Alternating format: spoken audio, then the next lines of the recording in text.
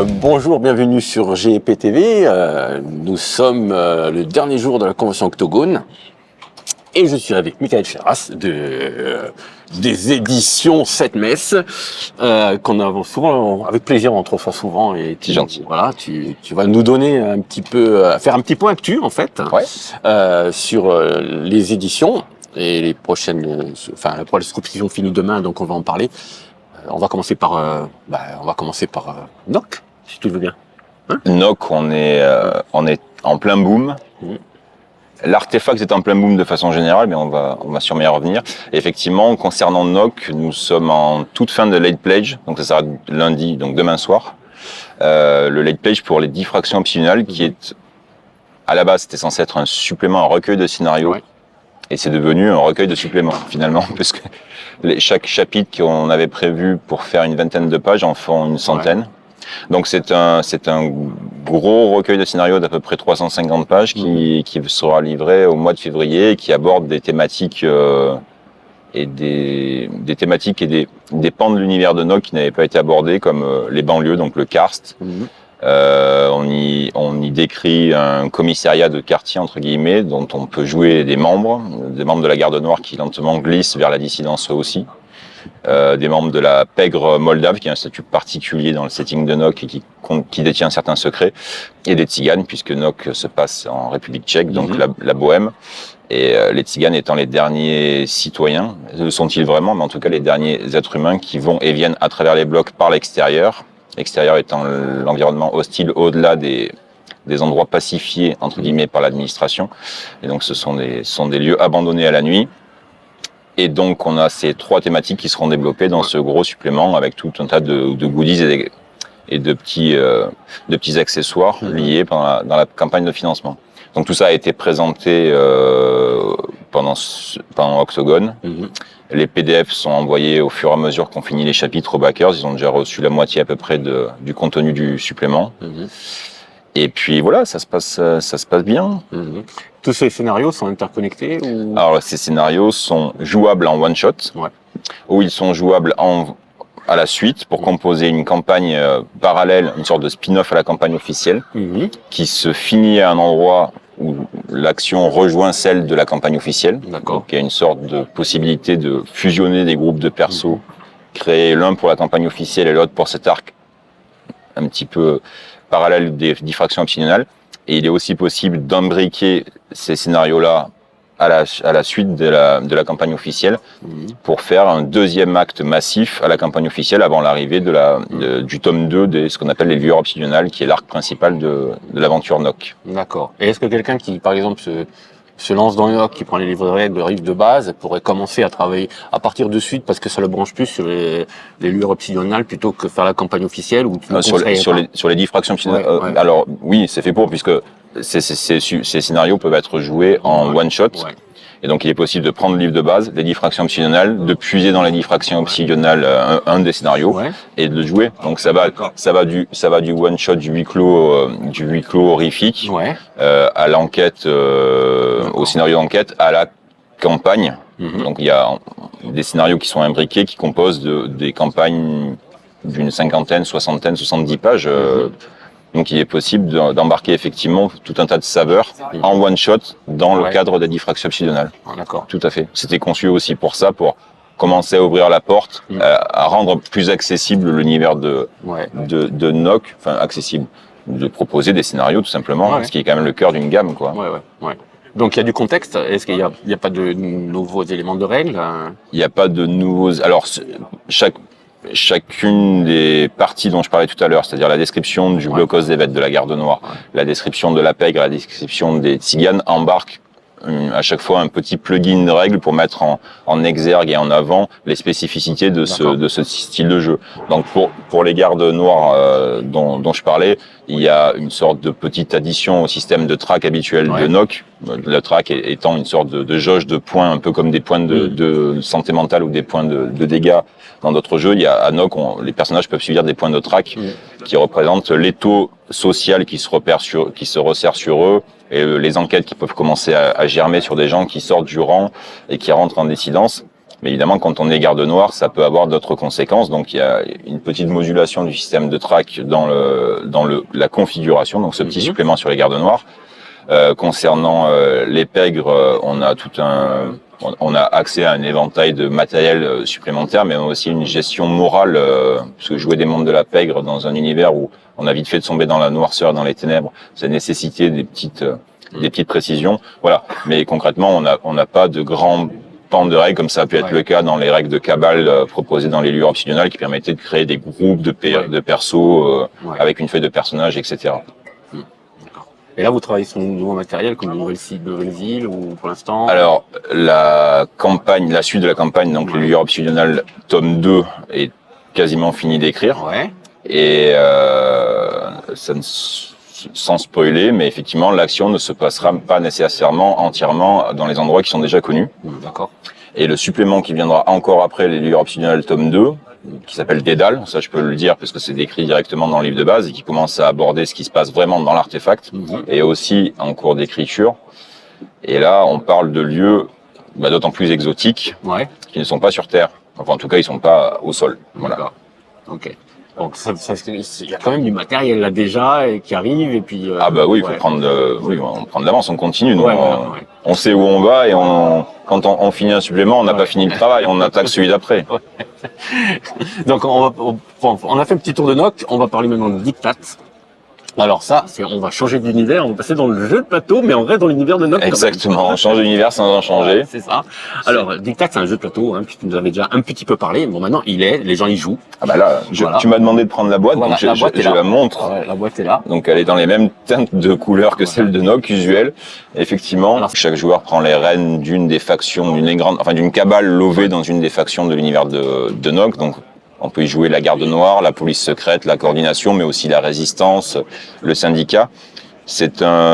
Donc c'était aussi un projet qui était en financement participatif jusqu'à demain soir. Le financement participatif a débloqué tous les objectifs qu'on avait prévus. Donc en fait, il y a pas moins de 11 factions qui sont jouables dans Dictat avec l'extension Suprématie qui est aussi dans le financement participatif. C'est un jeu très asymétrique, donc chaque faction, c'est pas juste de la couleur, c'est aussi un gameplay, des trajectoires de triomphe différentes et des saveurs de jeu très différentes. Donc Dictat rencontre aussi un grand succès sur notre étal, puisqu'on enchaîne les tables de démo. Là, ça tourne 2 tables en parallèle depuis vendredi soir non-stop. Et on entend de grands éclats de rire et d'orfraie, parce qu'il y a des trahisons, des coups de poignard à longueur de temps dans Dictat. C'est un jeu à la fois de développement entre guillemets pour recoller avec des concepts connus de placement d'ouvriers mais secret, c'est-à-dire qu'on va poser des pions pour aller essayer de conquérir différents quartiers de Prague. Mais on fait ça. Contrôle de zone en gros. Oui, face cachée, avec aussi des capacités de s'espionner, des capacités d'assassiner, des capacités de développer son moteur de jeu, puisque chaque faction donc a des capacités propres qu'il est possible de débloquer pendant la partie. Et en plus, à chaque fois qu'on gagne des quartiers, on va récupérer des capacités différentes et des nouvelles ressources, des éléments, des actions supplémentaires. Donc il y a vraiment une vraie proposition stratégique avec du développement, de la prise de contrôle de territoire et de la construction de moteurs, mais avec une grosse variable de négociation, puisqu'il est possible de tous échanger, aussi bien du matériel que des informations.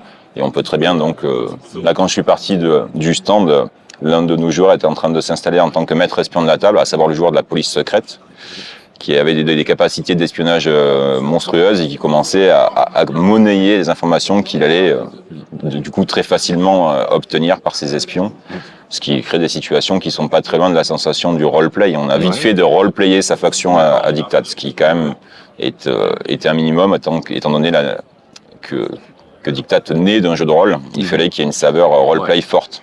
Ouais. C'est un jeu que tu définirais comme ça dure une partie comme un jeu d'expert, tu le définirais? Alors non, il y a 5-6 pages de règles. Ouais. Dans la boîte de base, on a intégré un système de règles, on va dire d'initiation pour apprendre rapidement les grands régiments. Ça tient sur une page recto verso. Ouais. Et les parties, concrètement, quand on sait jouer, nous on les tient en 1h15 à peu près. Donc on n'est pas sur Twilight Imperium. Ouais. un jeu qui marche aussi bien avec du public qui n'est pas habitué à des jeux de plateau, parce qu'une fois que les rudiments sont compris, il y a cette saveur un petit peu de trahison, capacité de s'espionner qui fonctionne avec tout le monde. On n'est pas sur de la réflexion à froid avec de la gestion de ressources un peu à l'allemande de son côté. Donc il y a un côté social qui fonctionne un peu avec n'importe qui. Et pour autant, c'est un vrai jeu de stratégie, c'est-à-dire que le meilleur a tendance à gagner. Voilà, et donc effectivement, donc on a 11 factions différentes avec des gameplays très asymétriques, ce qui permet à n'importe quel type de joueur de trouver un petit peu sa faction, celle dont le gameplay et la tonalité va correspondre à sa propre personnalité. Les joueurs qui sont moins à l'aise avec de la discussion et la négociation, ils prennent la garde noire, à savoir l'armée, ils font des blocos, ils restent dans leur coin, et puis on sait où on va. Des joueurs qui sont plus à l'aise socialement ou qui cherchent de l'interaction sociale forte peuvent jouer le syndicat qui va commencer à aller échanger, essayer de donner des cartes adhésion aux autres joueurs. Donc chacun va pouvoir y trouver son compte en termes de gameplay, mais aussi d'expérience de jeu. Et on a vu d'ailleurs qu'en fait, très rapidement, les joueurs qui ont l'habitude de jouer à Dictat s'approprient une faction, commencent à développer des techniques, de trouver des voies en fait qu'on n'avait pas forcément envisagées au développement à force de creuser les différents mécanismes de cette faction-là. Et en fait, ça devient, on a une joueuse qui est la meneuse de la police secrète, c'est indiscutable, elle gagne avec, et d'autres ont d'autres affinités. Et Dictat propose dans le financement participatif aussi un mode solo. Donc une extension qui permet de jouer tout seul ou en coopération dans une ambiance plus nokienne, jeu de rôlistique, puisque chaque tour de jeu là représente des événements qui se passent à Prague. Chaque tour donc est un nouveau chapitre d'une histoire qui se déroule et les joueurs jouent ensemble donc de la dissidence opposée aux manigances de l'administration, mais sur le plateau de Dictat. Donc on a l'impression de vivre une histoire de NOC par le biais du matériel de Dictat. C'est quoi, des cartes? C'est des cartes, ouais. Il y a des cartes, donc avec, en gros, au début de la partie, on va tirer au premier tour une carte parmi les X cartes de premier tour. Ça va ouvrir une aventure, une narration. Au tour d'après, en fonction du résultat des joueurs au premier tour, ça va orienter vers un autre panel de cartes possibles. Et donc, il va y avoir en fait de carte en carte. Une arborescence à la fois narrative et de gameplay qui va se mettre en place. Et le dernier élément, c'est que dans la boîte de base de Dictat, on intègre une extension, une règle un petit peu avancée qui permet de rajouter les autres, donc c'est-à-dire les envahisseurs, ceux qui sont venus avec l'artefact, à la partie, qui vont composer une force indépendante qui va essayer de gagner. Donc c'est une sorte d'IA en fait, une faction qui n'est gérée par aucun joueur et qui va avoir la possibilité de gagner la partie et donc de faire perdre tous les autres joueurs.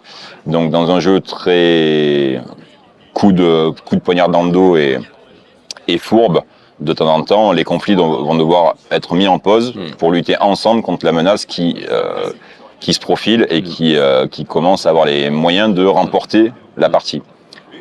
À moins qu'un joueur décide de saboter la partie et de décider de jouer avec les autres puisqu'il sent qu'il ne peut plus gagner. Donc il y a vraiment un aspect de noirceur dans la noirceur. T'as fait tester ce mode de jeu ici au salon avec Les autres, non. C'est là dans les conditions du salon avec le brouhaha. En plus, on a des tables de 5 joueurs parce qu'il y en a beaucoup de demandes. Donc c'est vraiment la configuration.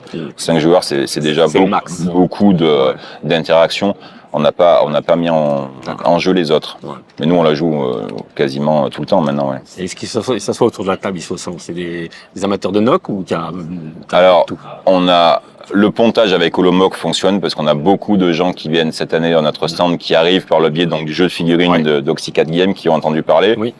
Et qui sont intéressés par Dictat également. Donc on a à peu près un tiers de joueurs qui viennent parce qu'ils sont intéressés par les jeux de plateau et qui découvrent NOC par l'intermédiaire du setting. Lorsqu'on leur a expliqué les factions, ils sont intéressés et donc ils s'intéressent aux jeux de rôle.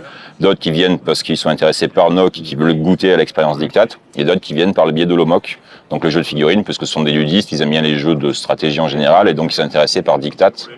Et certains sont... Le stand de cette messe cette année est assez particulier qui propose 3 types de jeux différents. Donc, il y a NOC, le jeu de rôle, Dictat, le jeu de plateau, et Holomoc, le jeu de figurines, qui se fait effectivement en partenariat avec Oxycat.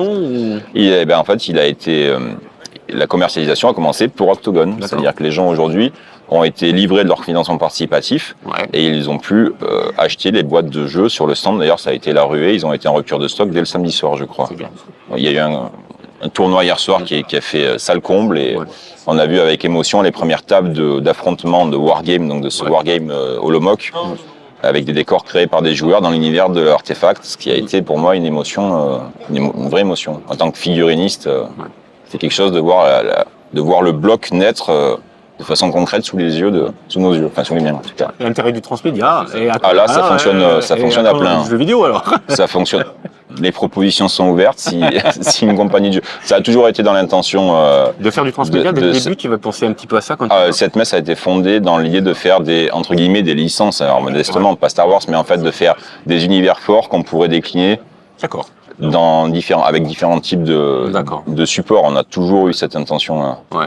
Moi, dès le départ, pour Blacken, qui est devenu Nock, j'avais effectivement un système d'escarmouche de jeux de figurines. Donc, Oxycat a fait bien mieux que moi, donc voilà. Mais il y avait également, donc Dictat a toujours été prévu. D'accord. Et chacun de nos univers sera toujours dans l'optique de s'étendre sous différentes facettes. Chacun de nos univers, tiens. Oui, parce qu'il y a Aventure dans le monde intérieur aussi, qui est notre jeu un peu plus. Est-ce que tu vas en parler? Oui, on peut, bien sûr. Bien sûr. Ouais. Aventure dans le monde intérieur, donc c'est un jeu qui était sorti en 2004-2005. Donc dans la thématique, c'est le 19e siècle, fin du 19e siècle. Les joueurs appartiennent à une fondation qui a découvert l'existence du monde dans le monde, donc le monde intérieur, donc inspiration un petit peu Jules Vernienne. Mais c'est un jeu qui essaye de mettre l'accent sur l'esprit de son époque, donc avec des questionnements sur le colonialisme, qu'est-ce qu'on fait quand on découvre un peuple qui dispose de nouvelles ressources qui nous intéresseraient nous en tant qu'empire de la surface.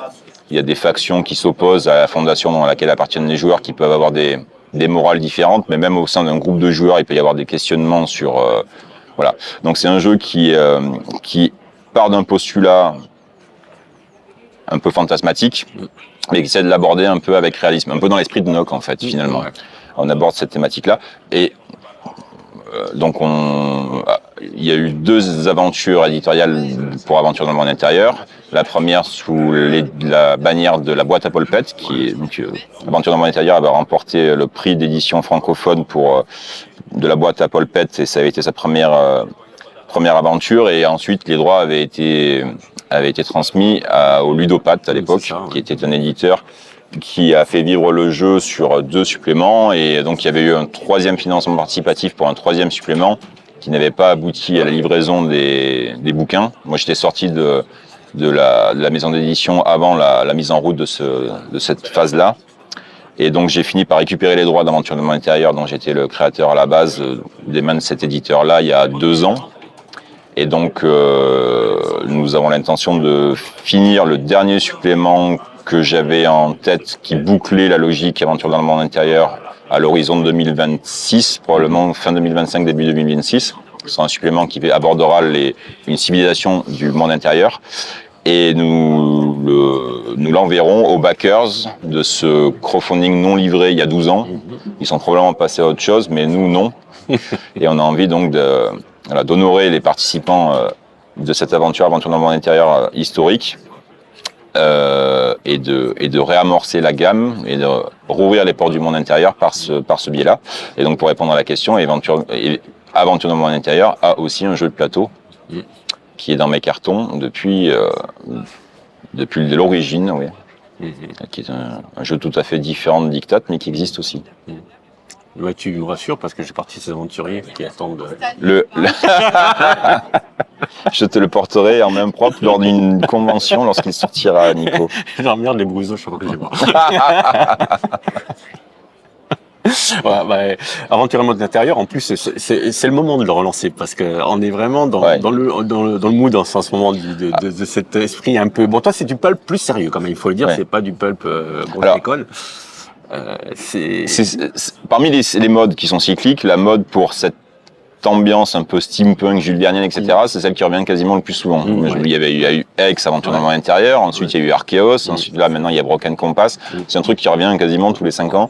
Il y a un retour en force de parce que tout simplement, je pense que c'est une époque, une période où l'aventure, c'est à la fois le plus accessible parce que c'est assez proche de nous, c'est savoureux parce que cette ambiance un peu Hercule Poirot où on boit du thé en faisant des grandes enquêtes. Ça, ça a toujours fonctionné en fait. Ça nous parle. Il y a un côté un petit peu luxueux, fastueux. Puis bon, les bas-fonds de East End, ça va. Jacques l'Éventreur, c'est des images qui sont fortes. Et puis c'est une période de grande aventure. C'est les grandes découvertes, c'est des conquêtes de continents. C'est là où les explorateurs allaient à des endroits où on n'avait pas encore mis le pied. Et donc ça parle à l'imaginaire. C'est une des mamelles de l'imaginaire collectif. Et donc c'est pas étonnant que ça revienne. Et Aventure dans le monde intérieur est complètement inscrit dans ça. Ouais, tout à fait. Ouais. Et ben ça, c'est par contre, tu vois, je suis très content d'apprendre ça. Ouais, que tu remets ça sur le. Parce qu'avec Nox, je me suis dit, bah, putain, avec tout ce qu'ils font et tout, il n'aura jamais le temps, quoi. Si. Il s'est déjà en cours d'écriture. Hein. Le supplément en question, il y aura en 2 parties. Il y aura une partie campagne et une partie description de la civilisation où se passe cette campagne. Et les 2 sont à peu près à 1/3 d'écriture. D'accord. Ok. Et vous avez relancé les impressions des livres de règles, tout ça. Alors voilà, ça c'est un grand débat qui oppose. Moi, je sais même plus où je l'ai mis. Hein. On en est là. Nicolas. Ouais, on en est là. Ouais. J'ai déménagé depuis. Alors moi personnellement, j'ai envie qu'on sorte ce supplément sans faire un retirage parce que il y a deux raisons. La première raison, c'est que j'ai envie qu'on règle ce problème de ce late pledge non livré et j'ai pas envie forcément de repartir, de reforcer les gens à acheter un livre de base alors qu'ils ont déjà celui d'origine et qu'ils n'ont pas fini de vivre ce que j'avais l'intention qu'ils vivent avec à l'époque. Ouais. Et donc ça c'est déjà une première question, mais plus... Après, donc, effectivement, on a récupéré les stocks d'Aventure dans le monde intérieur et en re-analysant bien le bouquin de base. Alors, esthétiquement, on est à des années-lumière. Aujourd'hui, cette messe est capable de faire des trucs qui sont à des années-lumière de ça. Voilà, esthétiquement. En termes du texte aussi, il y aurait des trucs à poncer. Mais le nombre de modifications que je pourrais porter à ce livre de base aujourd'hui en termes de texte ne sont pas assez nombreuses pour justifier une nouvelle édition, à mon sens. D'accord.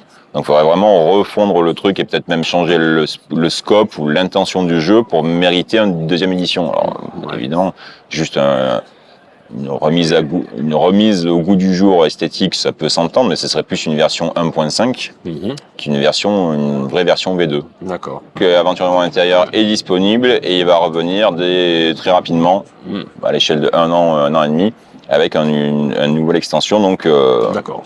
Vous pouvez ressortir vos cartes du monde intérieur et replonger dès maintenant, on arrive. Ok.